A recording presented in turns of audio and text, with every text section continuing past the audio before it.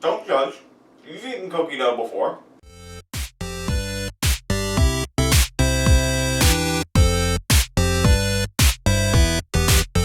Hey everybody, Timur here from Gluten-free Crumbly, and welcome back to my kitchen for another Geek Food Friday.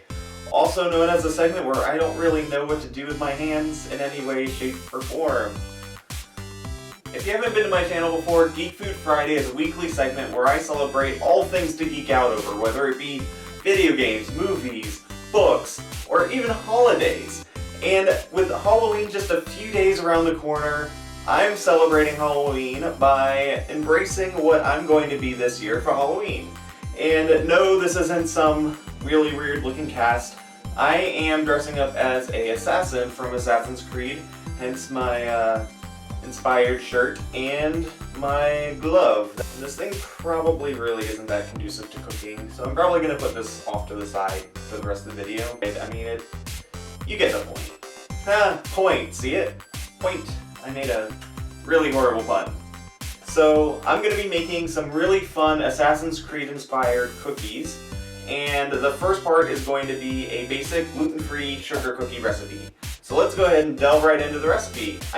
What you'll need for this gluten-free sugar cookie mix will be 2 3/4 cup of gluten-free flour blend. Check the link over here and the link in the description below for my blog for all of the ingredients you'll need to make this gluten-free flour blend that is perfect for cookies.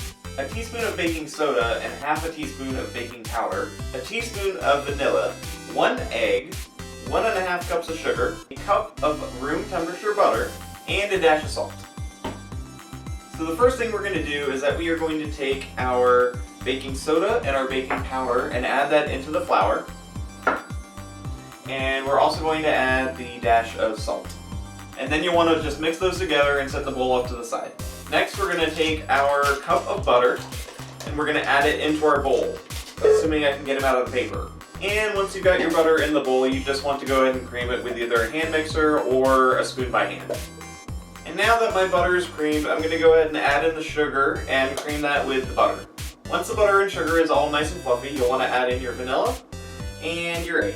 And then you'll want to beat that until all of the 4 ingredients are really well blended together. So now that the wet ingredients are all well combined, we're going to go ahead and add half of our dry ingredients and mix those together. Slowly learning, and by slowly I mean really quickly learning by the fact that I'm getting freaking out of breath from doing this, that I really need to invest in a hand mixer.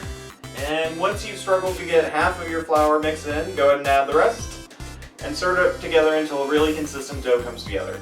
The next thing you'll want to do is line some baking sheets of parchment paper and then set them off to the side. I'm using 2 because I'm hoping that's all I'll need in order to make all the cookies at one time. And now on to rolling out our cookie dough. I'm going to be using the style of rolling out my dough very similar to how Constance of Cosmopolitan Cornbread rolls out her pie doughs. And if you want to see how she rolls out pie doughs, I'm going to be including a link to her video either somewhere in here if I can do so, or I'll be including it in the description below.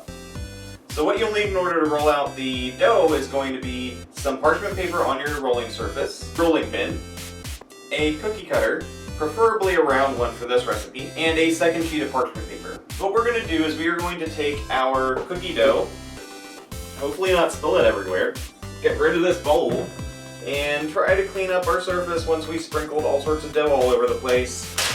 So now that my OCD is under control, I am taking the second sheet, placing it over the cookie dough, and we're going to use our rolling pin to roll out our cookie dough to about a 1/3 inch of a thickness. And now that our cookie dough is rolled out, we're going to use our circular cookie cutter, and we're just going to cut out circular shapes throughout the entire rolled out cookie dough.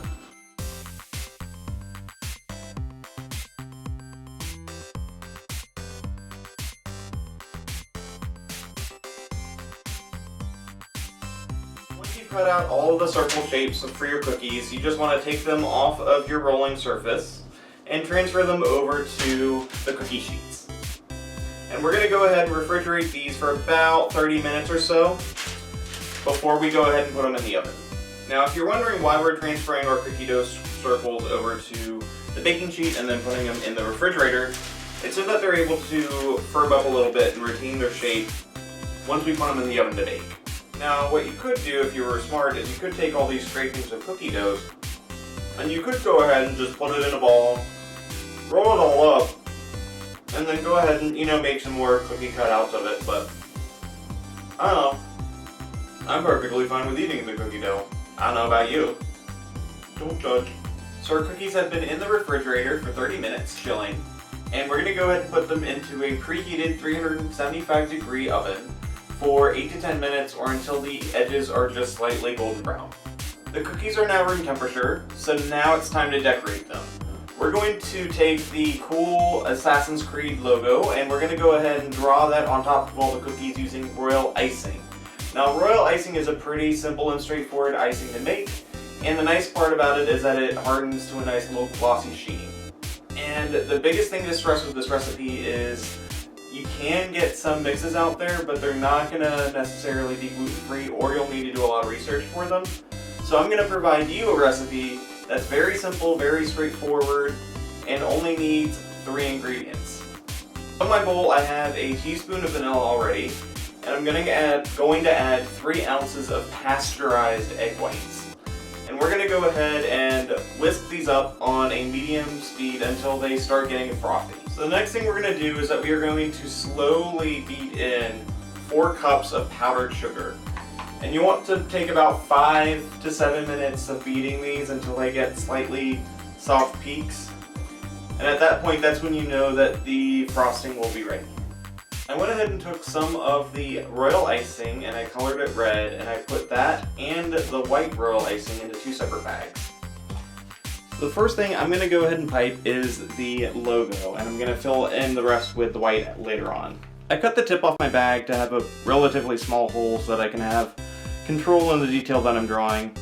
And to start out the logo, we're just going to make a upside down V. The thing we're going to do is we're almost going to treat like there are a set of pincers on these.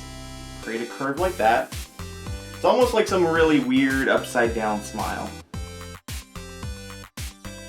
Similar smiley face type shape at the bottom.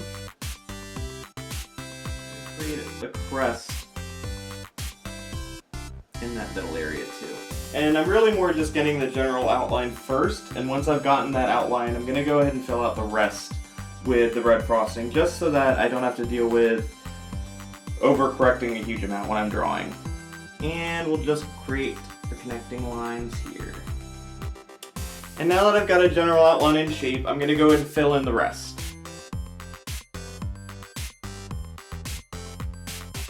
I'm going to go ahead and just use a little stick to smooth out some of the frosting on top before it dries up.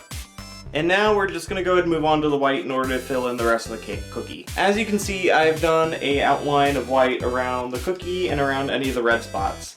Now what I have is a 3rd bag of icing that I added just a little bit of water to make it a little bit wetter, and it'll make it a lot easier to pour the icing throughout the rest of the cookie to get a smoother surface on the cookie.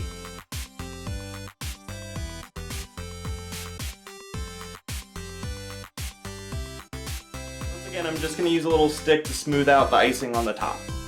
And there you have it, a Assassin's Creed cookie. And there you have it, this week's Geek Food Friday recipe. I hope you guys have a fun, safe Halloween, and please like this video, comment below for things you'd like to see next, and as always, subscribe to the channel so you get to see all of the new videos I'm putting up right when they're published. I'll see you guys next week. Bye!